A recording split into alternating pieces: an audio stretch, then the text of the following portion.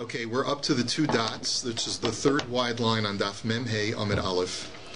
We were talking before about the prohibition to sell an Eved Kanani who's residing in Eretz Yisrael, to sell him to a new owner who's going to take him to live in Chutz La'aretz.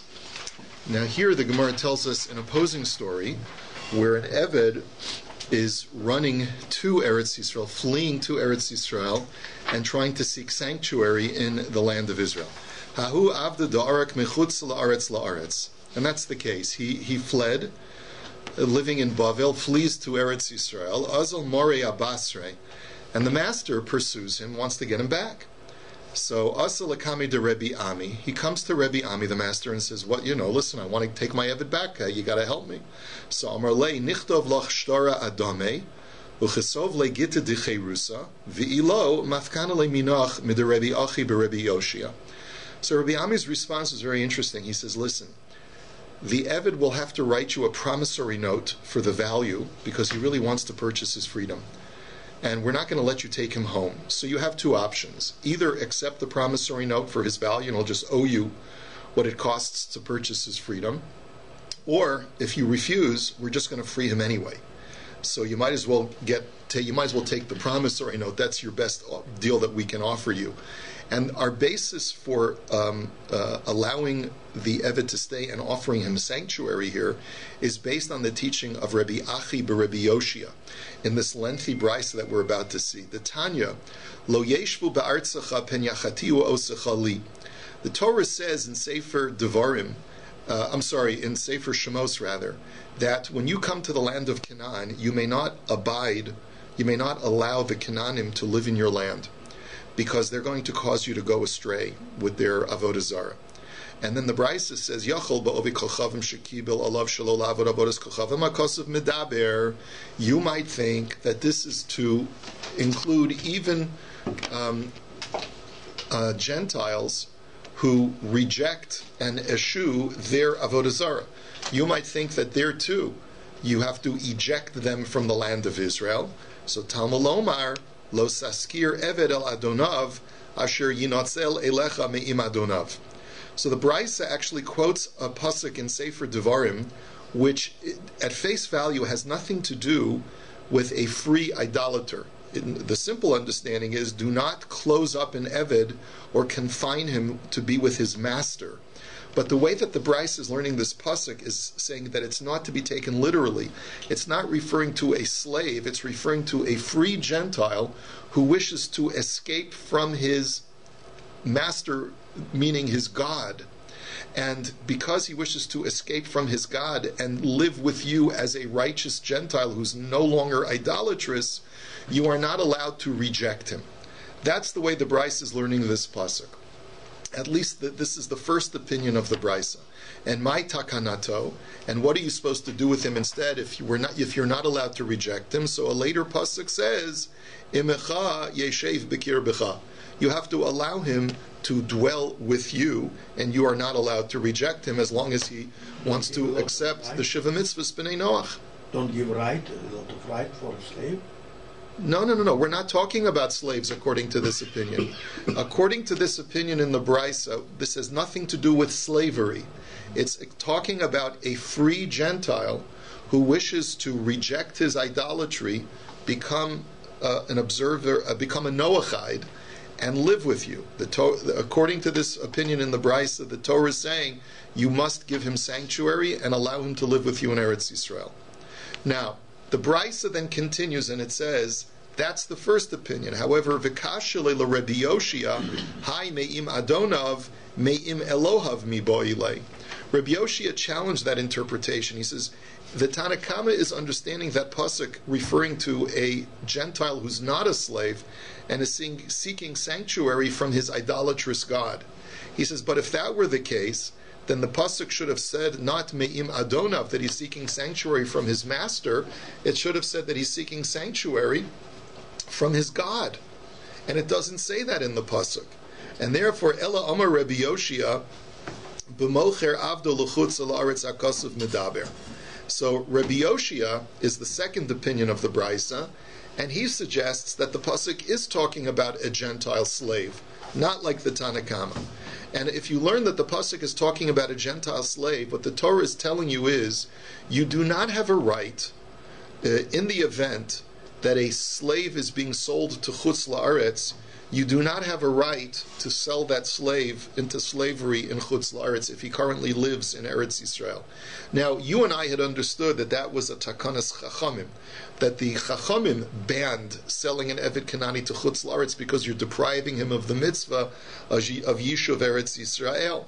But according to Rabbi Yoshia, it is actually based on a pasuk midioraisa that you do not have a right to force an Eved to submit to slavery in Chutz La'aretz if he's seeking sanctuary to reside in Eretz Yisrael.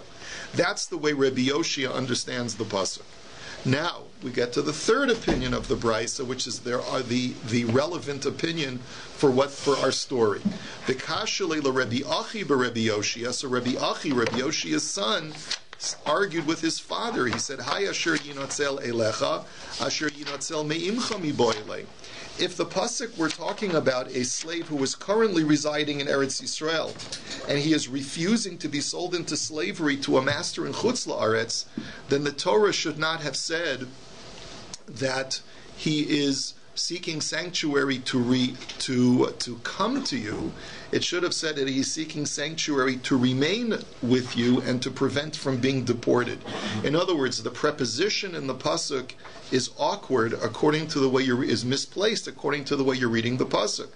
The pasuk implies not that we're talking about an Eved who is trying to remain in Eretz Yisrael, but we're talking about an Eved who is seeking to flee from Chutz La'aretz and seek sanctuary in Eretz Yisrael. Based on the word Elecha, he's coming to you. Not that he's coming to stay with you, but he's coming to you and trying to escape another place. So therefore, Ela Amar Rabbi Achi Rabbi Yoshia be'eved shebarach mechutz la'aretz hakasav medaber. And so Rabbi Achi bar Yoshia says the real interpretation of the pasuk of Lo Saskir Eved im Adonav is that if you have an Eved Kanani who runs away from his master to Eretz Yisrael, you have to give him sanctuary, and you cannot force the Eved to leave Eretz Yisrael to go back to his master. And that is the way Rabbi Ami was learning the pasuk. So that's why he said to this master from Bavel, he said, we can't force the Eved to go back home with you. So either you free him and take the promissory note, or we're going to free him for you, because you can't force him to go back. Now, I just want to point out that the premise of this whole brisa is that you have a pasuk that says, Lo saskir eved imadunav, do not force an eved to go to his master. Now, that can't be any time an eved says, I don't want to work for this guy anymore, that he can run to Beis Din, and Beis Din will free him. There have to be limitations to this pasuk. If an eved says, you know what, my master is requiring me to take out the garbage, I don't take out garbage. My master's making me wash the windows. I don't do windows. So what are we going to do? We're going to give this guy sanctuary because he doesn't want to work? That can't be the explanation of the pasuk. So obviously the pasuk has to apply to specific situations. So Rabbi Achi bar Yoshia says it applies to a situation where he's fleeing from Chutz La'aretz and wants sanctuary in Eretz Yisrael. Now we have another brisa that has another interpretation of Lo Saskir Eved im Adonav. Lo Tanya Yidach Lo Saskir Eved al Adonav Rebbe Omer Belokeach Eved al Manas L'Shachar o Hakasav Medaber. He says, you know what the pasuk is saying, that you can't force an Eved to go back to his master? It's talking about a case where Ruvain is buying an Eved from Shimon. And Ruvain, before he buys the Eved from Shimon, goes over to the Eved and he says, I'm going to buy you, but I want you to know that I promise that I'm going to free you as soon as I buy you. Now, if the Eved can bring evidence that this was the promise that the buyer had made, the Torah says, Lo Saskir Eved el Adonav. Then you can no longer make the Eved work for the buyer because he's already received that guarantee that he would go free. That's what the pasuk is talking about. So, Heichi Dami, what's the case? Amar of Nachman bar Yitzchak, the Kasav Lehachi, that there was actually a shtar that the buyer wrote to the Eved as follows. He said to him that I promise that when I buy you, you will retroactively be liberated from this point forward. Rashi goes through the mechanism of how it works, but the point is that the Rebbe holds that the pasuk is talking about a completely different case. So in any event, we've got a number of different interpretations as to what the words Lo Saskir Eved Al Adonav means. That's relevant to the next story. Rav Chisda Arak Le Avda Lebekutoi. Sholach Luhu Hadru Ani Ali.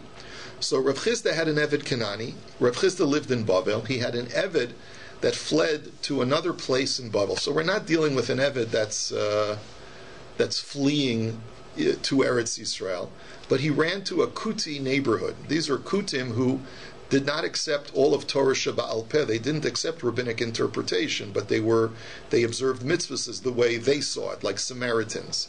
Shalchu leilo taskir eved al adonav. So Rav Chisda sends him a message. My slave ran away. He's now in your community. I would like to get him back. Please send him back to me. So they sent him back a message that said, well, the pasuk says you can't force an eved to go back to his master. Skip the parentheses. Shalach lahu hahu be'eved shavarach mechutz laaretz uchad Rabbi Achi be'Rebbi Yoshia. So Rav Chisda's response to them was, that pasuk has limited applications. You can't say it's talking about any eved that runs away from his master. It's only talking about an eved who runs away from chutz laaretz and wants sanctuary in Eretz Yisrael. So the Gemara asks, "Umay shna deshalach lehu k'deRebbi Achi beRebbi Yoshia." Now, we know we have different interpretations. We had 3 explanations in the Brisa. We had 1 explanation of Rebbe. Why did Rav Chisda choose the interpretation of Rav Achi beRebbi Yoshia to limit the application of the pasuk? Why didn't he say like Rebbe, who says that it's talking about where a guarantee was made to the Eved that he would go free upon the purchase, and that's what the pasuk is talking about? Like, why did he choose Rav Achi's interpretation? The more answer is Mishum Damash Meluhu Kroi. The answer is because in Rav Chisda's estimation, the simplest interpretation of the pasuk of Lo Saskir Eved Al Adonav, based on the prepositional positioning and the verbiage of the pasuk, is that it was talking about an Eved who was fleeing from Chutz Laaretz to Eretz Yisrael, as we explained. Now, Rav Chisda knew that Samaritans do not accept all of Torah Sheba'al Peh, and the more creative the interpretation of Chazal is in a pasuk, the more they read into a pasuk that's not there, the more likely the Kutim would reject it. So therefore he chose the interpretation that he felt was closest to the pshat of the pasuk, because therefore he felt that the Kutim would accept his the way that he was explaining it, and he felt that he would have more luck with them. We don't know what happened at the end of the story as to whether the Kutim released the Eved or not, but at least he was able to provide them with that argument. We now go to the next story. Abaye irkas lechamra beikutoi. Abaye once lost a donkey. The donkey ran away from Abaye, and it ran into this Samaritan neighborhood. So shalach luhu shadru ali. So Abaye sent a message to the heads of the town, and he said, listen, I want to get my donkey back. Can you please send them back? So shalchu leishlach simna. So they said, well, give us a simon so that we'll know that it's your donkey. So shalach luhu dechivarta krese. So he sent them back. He said, it's got a white belly. So shalchu le ilav denachmeni at lo hava mishadrana leini halach atu kule chamra lav kurisai hu chivar yaninu. They said to him, all right, we'll give him back to you, but we want you to know something. If it weren't for the fact that you were Abaye and that you were a trustworthy sage, we never would have returned him to you by just giving us the simon that it's got a white belly. Because all donkeys have white bellies. Now, I haven't checked recently, but I'll take the Gemara's word for it. It's probably got a pale belly is what it means. I wouldn't check because you might get kicked if you check the donkey. But we'll take the Gemara's word for it that's the case. But the point is that Abaye, they were telling Abaye, you're not providing a legitimate simon. There must be something deeper to this story, which we have to go on. The Mishnah says, "Ein podin es hashvuyin yeser al kedei demei mipnei tikkun ha'olam." So this Mishnah has had very practical applications in Jewish history, unfortunately. It's been a common practice throughout Jewish history up until more recent history that people would kidnap Jews, hold them for ransom until the community came up with the money to buy them back. And what the Mishnah is telling us is that you are not permitted to pay more than the market value of that person, of what the normal going price would be for that person as an Eved, right, in order to ransom them back. And the reason is because of Tikkun HaOlam. Now, what Tikkun HaOlam is there? So there's 2 possibilities that the Gemara is going to discuss. It's either because it's going to place a duress on the Jewish community. It's undue duress on the Jewish community financially. They're going to be tapped out, and it's going to impoverish the community. The other possible explanation is that if you pay the ransom that's an exorbitant amount, it will merely incentivize bad behavior in the future, that they're going to kidnap more Jews in the future. So it's one of those two reasons the Gemara will clarify. Next, you're also not allowed to do an Entebbe raid on a group of kidnappers to free a kidnapped Jew, and there too it's because of Tikkun Ha'olam. And Rabbi Shimon Gamliel Omer B'pnei Takana Sashvuyin. And Shimon Gamliel says it's not because of Tikkun Olam, but rather out of the concern of the captives. Now, what is the difference between the two? The Gemara will explain that momentarily. We'll see that in a moment. The Gemara now says, Ibayalahu, Hai mipnei Tikkun Olam mishum duchka detziburahu odilma mishum delo ligarvu v'laisu tfei. The question is, what is the Tikkun Olam involved over here? Is the concern that by paying an exorbitant sum, you're going to be impoverishing the Jewish community? Or is the concern that you're going to be merely incentivizing criminals to continue their bad behavior? So Toshma, de Levi bar Darga parka librate b'tleisra alfei din rizav. Well, we know that there's a story that there was a very wealthy man named Levi bar Darga whose daughter was kidnapped, and he ransomed her back for an exorbitant amount of 13,000 gold pieces. And that was clearly much higher than her ransom value. And the Gemara wants to say, you see from this story that it's merely out of a concern for impoverishing the Jewish community. It's not out of a concern that we're going to incentivize them to do it again. Because if the concern was that we're worried they're going to do it again, so even if you're pulling it out of your own bank account and you're not asking the Jewish community to come up with the funds, it should still be usher. The fact that Levi bar Darga did it is an indication that since he wasn't asking the Jewish community for the money because he was wealthy himself, that's why it was okay for him to do it. So you see that the concern is not to impoverish the community. The Gemara says, no, Amar Abayu man leimalan dibaratzin chachamim avad dilma shelo baratzin chachamim avad. But Abayu says, how do you see from that story? Maybe Levi was wealthy, and the rabbis told him, he never asked the shaila. He said, I'm not going to ask a shaila whether I should ransom my daughter or not. He just did it.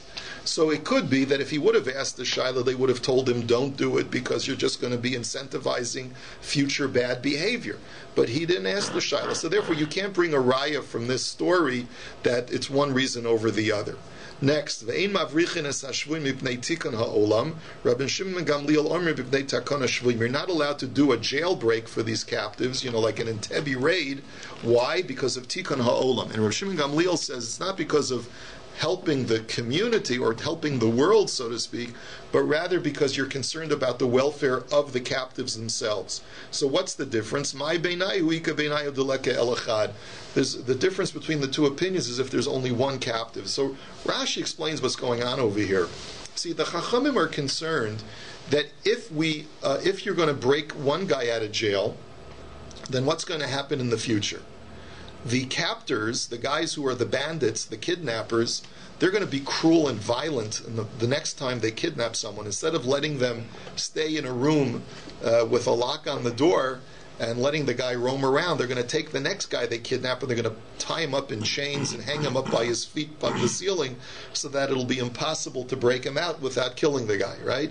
They're going to do something that's going to be torturous to the next person they kidnap. So the Chachamim say, don't break anyone out of the kidnapper's lair because you're only going to be making it worse for guys in the future.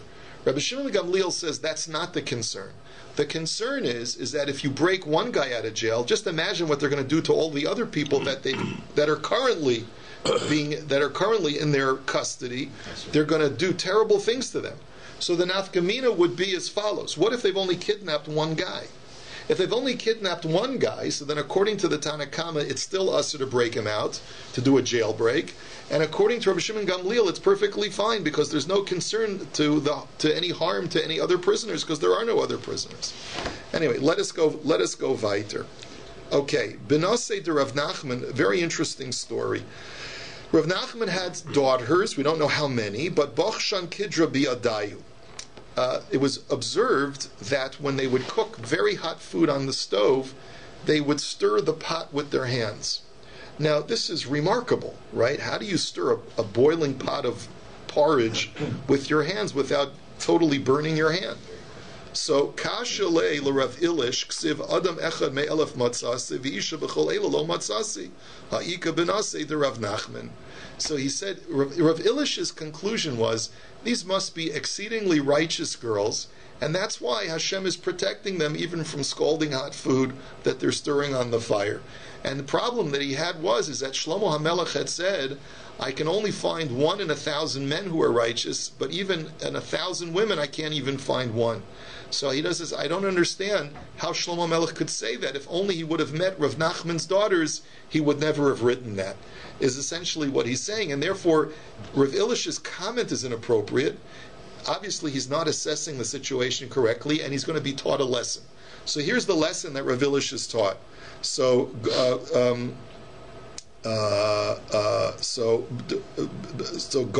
Milsa v'ishtabyan v'ishtaboy iu nami behadayu. Situation occurred shortly later that both Rav Nachman's daughters and Rav Ilish were kidnapped by captors, and they were being held for ransom. Yom echad habayasif gabei hahu gavr da habayada belishna de tzipore asa urva v'kakarile. So one day he was sitting next to another guy who was being held prisoner, who professed to know bird language. He says, I understand when the birds chirp, I know exactly what they're saying. So all of a sudden he's sitting next to this guy, and a raven comes by and starts chirping. So Amar Le Maika Amar. So Rav Ilish says, what did the bird say? Amar Le Ilish brach, Ilish brach. So it said, Ilish, run away. Ilish, run away. In other words, now's a fortuitous time for you to break free. The captors will not catch you. So Amar Urva Shikra hu velo samichna alei. So Rav Ilish said, no. Ravens are notoriously tricksters and liars. I'm not going to rely on a raven. So Adahachi asayana v'kakarya Amar Le Maika Amar Le Ilish brach, Ilish brach. But then shortly afterwards, a dove came by, started chirping at the bird master, and Rav Ilish says, what did the bird say? So the bird said the same thing. This dove said, Ilish brach, Ilish brach. It said, run away, Ilish. It's time to run. So Amar Knesset Yisrael Kayona Matila Shmamina Misrachish Li Nisa. So he said, a dove, that's an andrazach. He says, if a dove is telling me to run, the Jewish people are compared to a dove. This must be a divine sign that a miracle is going to occur for me. Amar Ezel Echze Benase de Rav Nachman Ikayaman Behem Nusaihu Ahadrinu. So Rav Ilish, who was a very gallant man, he was a chivalrous man, he felt, listen, Rav Nachman's daughters are also being held captive. Let me see if they're maintaining their faith as true Benos Yisrael, and if they are, I'll get them home as well. I'll break free with them, and I won't leave them behind. So Amar Nashi Kolmili de Islahu Sidran Lahadari Beves Hakise. So he says, how am I going to find out if they're still keeping the faith? Women tend to chatter a lot and reveal everything when they go to the restroom together. So I'll go to listen when they're talking in the washroom. By the way, this is true even today. My wife tells me she gets the best stories when she goes to the shul washroom, especially when the people don't know that she's there. She hears them saying all these different things, so just warn your wives. Anyway, Sham'inu dika amran adi guvrin v'nardoi guvrin leimalahu lishvuyahu delirichakinu mehacha delolesu inshan v'lishame v'lifarkinan. So he hears them say something that he's shocked when he hears them say it, because they say this. They say, listen, these guys are our husbands, meaning the captors are treating us like wives. Obviously what they're saying is that they've been violated by these men, and they're being treated like wives. And our husbands back in our town in Bavel are our husbands too. He says, there's no difference between these husbands and those husbands.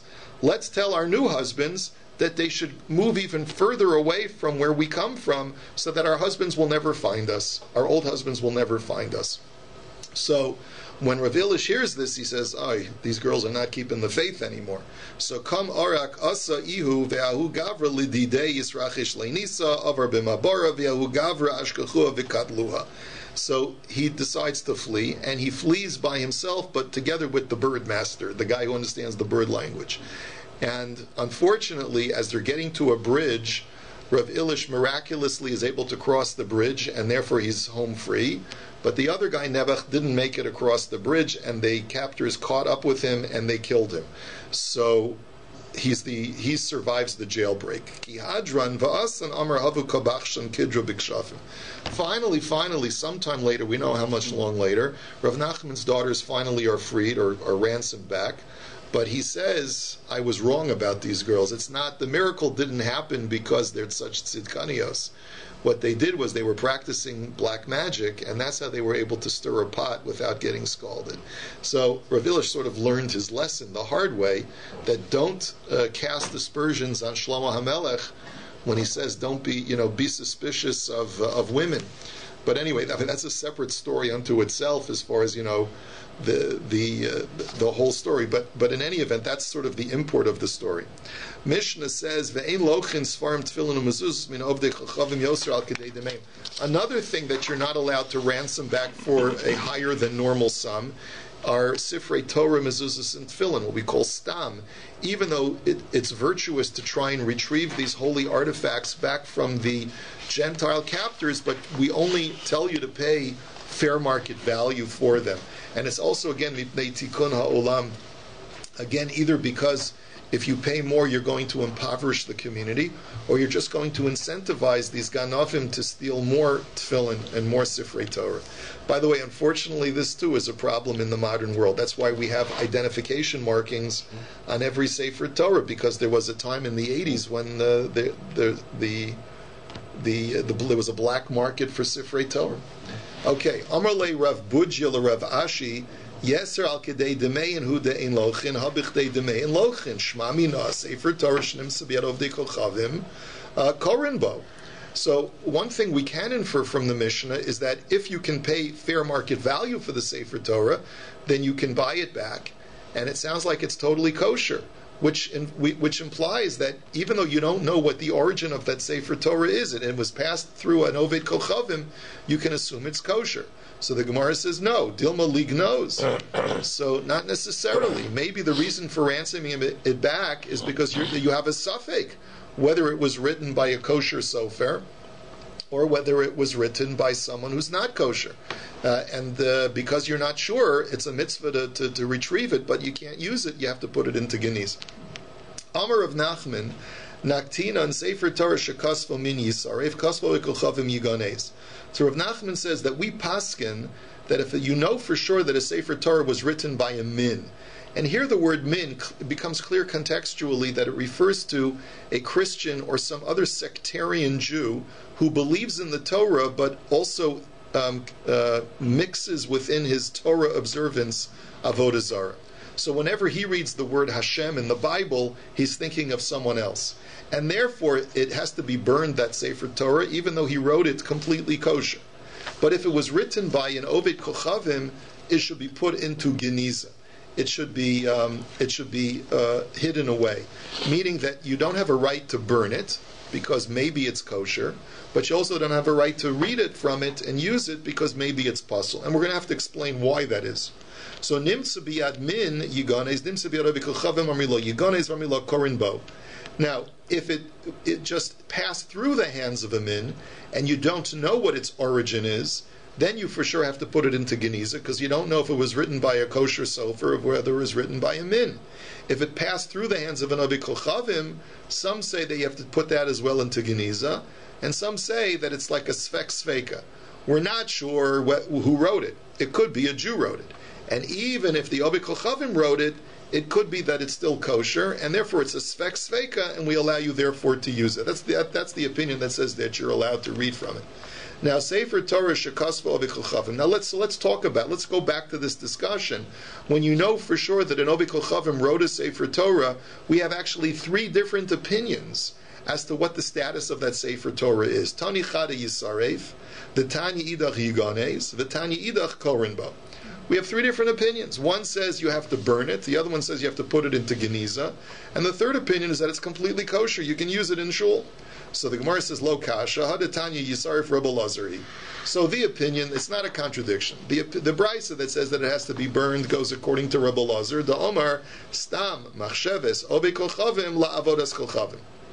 Rabbi Lazar says that whenever an idolater is thinking, he's thinking about idolatry. So even though he himself doesn't use the Sefer Torah and he's writing it for a Jew, nevertheless it's puzzle because his machshava was not lishma. He was thinking about avodah zara. So v'hadatanya yigones, hai tanahu, the tani Rav Hamnuna bered the Rava mi pasronia Sefer Torah tefillin u'mezuzah shekasvan maser obekolchavim ve'eved isha v'katan v'kusiv Yisrael mumar pesulin. He says this brisa, the brisa that says that has to be put into geniza, holds that if it's written by a person who's not included in the mitzvah of tefillin, that Sefer Torah is puzzle. Not that it's an avodah zara Sefer Torah. It's not that it rises to the level where you have to burn it because it's avodah zara. It still is holy writ, but there's a halachic defect in it that does not allow you to use it properly as a kosher Sefer Torah. Why? Because it's been written by one of the people in this list who do not have the mitzvah of tefillin, such as a person who's a masur, he's a malshin, he gets Jews in trouble. He's an obed kolchavim, he's an eved, he's an isha, he's a katan, he's a kusi, he's a Yisrael who has left the faith. These people are not included in the parsha of tefillin because Hashem doesn't want them to put on tefillin. Shenamar ukshartem uchsavtam. Kol sheyeshno b'kshira yeshno b'ksiva, v'chol she'eno b'kshira eno b'ksiva. So anyone who is included in the mitzvah of tefillin is included in the mitzvah of writing a Sefer Torah. But if you're not in the mitzvah of tefillin, you're not in the mitzvah of writing a Sefer Torah. And that's why it has to be put into geniza.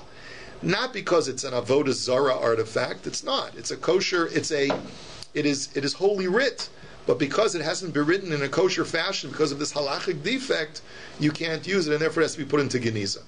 So now we have a third opinion. V'hadatanya korinbo haitanahu. The third opinion, which says that you're allowed to even use it lechatchila, it's a kosher Sefer Torah, goes according to a third Tana. The Tanya lochin sfar mina ovdei kolchavim b'chol makom uvilvad shiyu kesuvim kihil chasan, that you're allowed to purchase a Sefer Torah from an ovdei kolchavim as long as it's been written, every letter is written correctly. You can purchase it from an ovdei kolchavim even if he himself wrote it, which implies that in ovdei kolchavim, as long as he writes it lishma, he says, I'm writing it for the sake of selling it to a Jew so that he can use it in his sanctuary, in his temple, so then it's kosher. So, and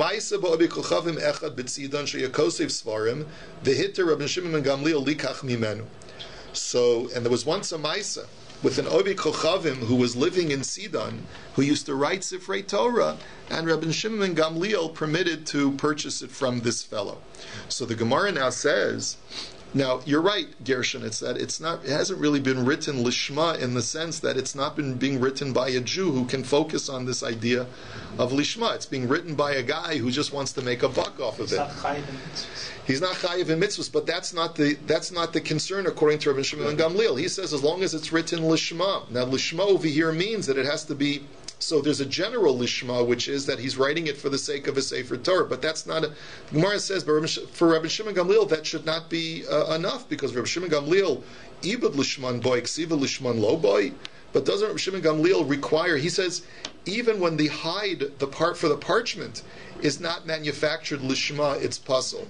So surely, if it's not written by a Jew lishma, then surely the writing should make it puzzle. The Tanya tzipan zahav o shatala lein or behema tameya pesulos. That we know this from the Brisa. The Brisa says that if you cover the tefillin shel yad or tefillin shel rosh with gold, or you place, instead of placing hide from a kosher animal, you use hide from a non-kosher animal, this makes the tefillin puzzle. Rashi says because the pasuk says beficha. Right, the Torah has to be in your mouth, which means that the tefillin have to be manufactured from something that can be placed in your mouth, from a kosher animal. Or behema tahora kesheros v'afal pishalo ivdan lishman. And furthermore, says the Brisa, that as long as you use kosher animal hide, then you can use it to make the tefillin, even if it was not manufactured lishma for that purpose. But Rabbi Shimon Gamliel Omer, Afilu or behema tahora pesulos ad shia abdul lishman. Shimon Gamliel says no. The hide for the tefillin has to be manufactured lishma for that purpose, presumably and ostensibly by a Jew who does it l'shem mitzvahs tefillin. And the assumption is that an Ovid Kochavim does not have the ability to say l'shem mitzvahs tefillin, l'shem mitzvah sefer Torah, right? So therefore, how could you tell me that it's okay if an Ovid Kochavim writes a sefer Torah that you can use it? So Amar Rabba bar Shmuel beger shechazar l'sura. We're talking about Rabbi Shimon Gamliel never permitted reading from a Sefer Torah that was written by an idolater Gentile. He's talking about a fellow who had converted to Judaism and then went back to being an idolater. So halachically he's Jewish, and that's why we call him an Obi Kochavim, because he went back to his idolatrous ways. But the Gemara immediately jumps on that. The Gemara says, L'sura kol shekain dahavi leimin. Well, then if that's the case, then he's no different from a Christian or other sectarian Jew who is thinking about idolatry when he's writing the Sefer Torah. He's not thinking about God. That can't be called Lishma. So Amar Rav Ashi shechozer l'sura mishum yira. No, what we're talking about is a Marano. We're talking about a guy, people who converted to Judaism in different times in Jewish history were more persecuted than Jews themselves, because if you converted from Christianity to Judaism, then you're not only a Jew, but you've betrayed your Christian community. So they would actually put these people to death and torture them terribly. So basically, this guy was Megayer, according to halacha, and then he was threatened by the community that if you don't go back to being a Christian or whatever your previous religion was, we're going to kill you. So he basically, on the surface, appears as a Christian or as some other kind of idolater, and internally he maintains the faith. That's the person that Reb Shimon Gamliel permitted to read from his Sefer Torah. And going back to that third brisa, only there does the brisa permit it. So the conclusion of the Gemara is, if it's taka written by Nobi Kochavim, no one would permit you to read from it. Tana Rabbanan, Malin b'dmehen ad kedei tarpa'ik. Even though we said before that you can only pay fair market value when purchasing back stam, but we do permit, if it's a small amount above market value, we will permit it. Up until a tarpa'ik. My tarpa'ik, Amar Rav Sheshes istira. That's the word tarpa'ik means an istira, which is a coin that's an eighth of a sela and a half of a dinar.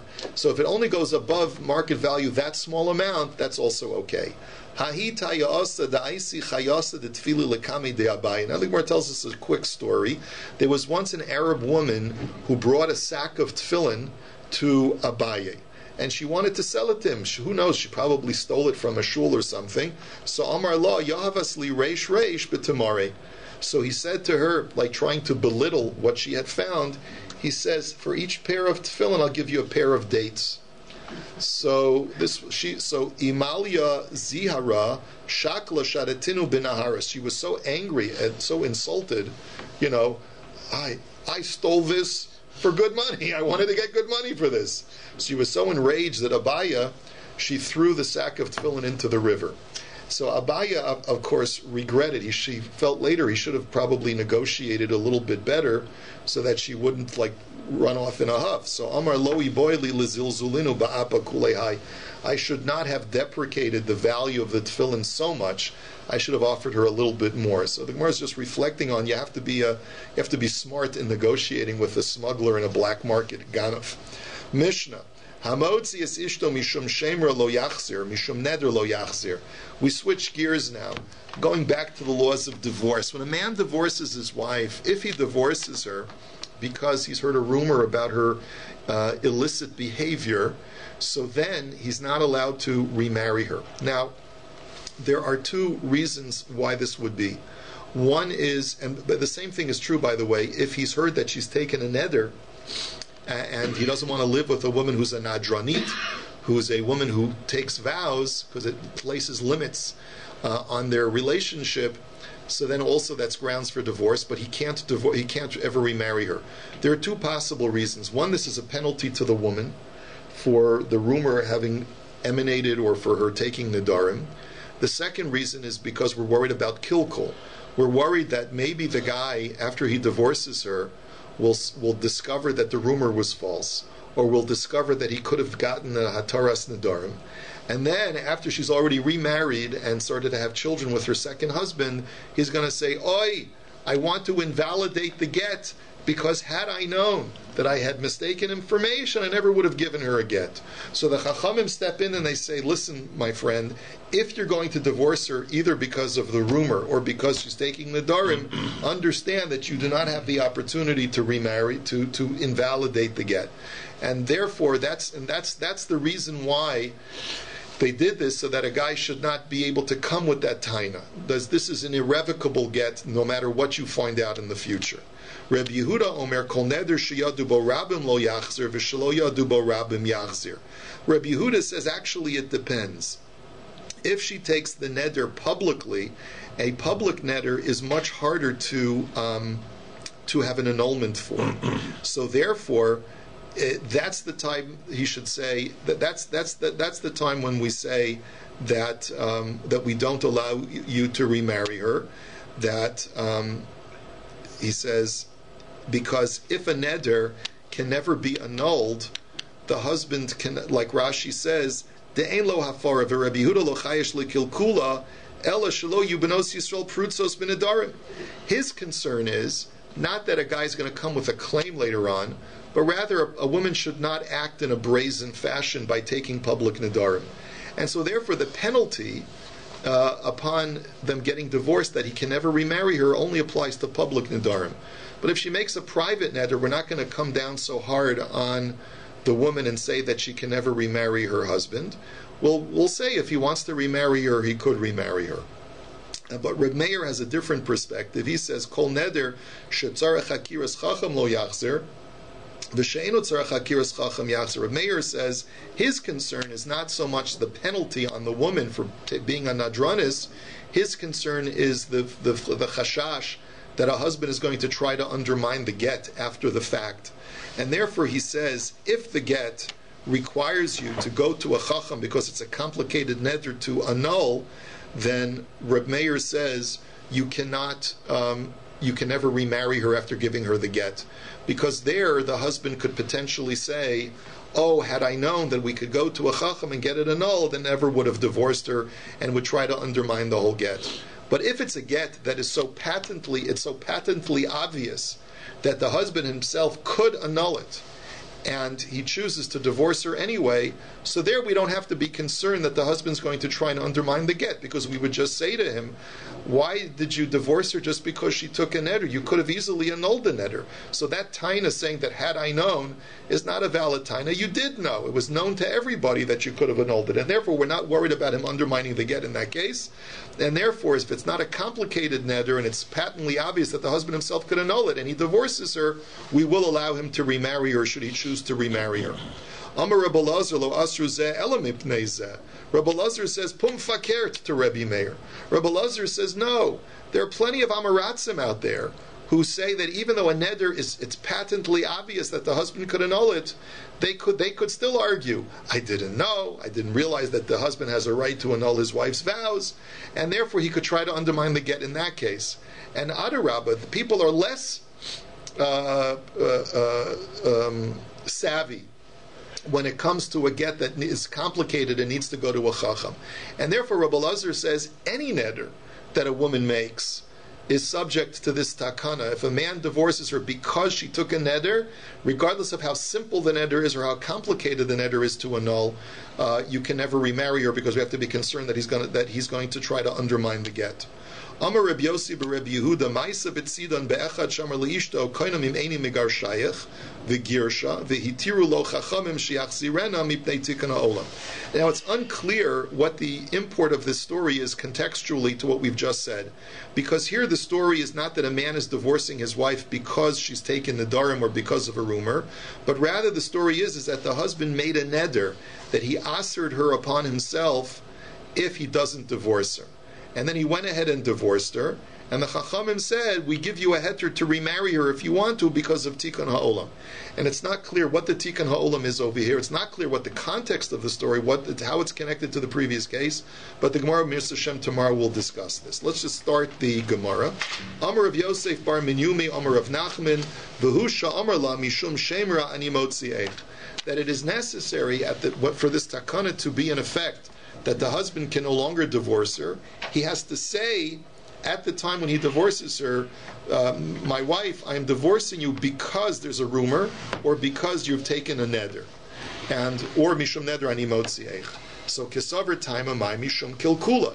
And the reason that you have to say that, says Rav Nachman, is because we're worried that the husband is going to try to undermine the get later by saying, had I known. Right? So he's saying, had I known. So, right? And therefore, iyamar lahachi matzi makalkala, v'ilo la matzi makalkala. That if the husband says that at the time of the divorce, he has grounds to undermine it, because he says, I only divorced you because I thought you were unfaithful.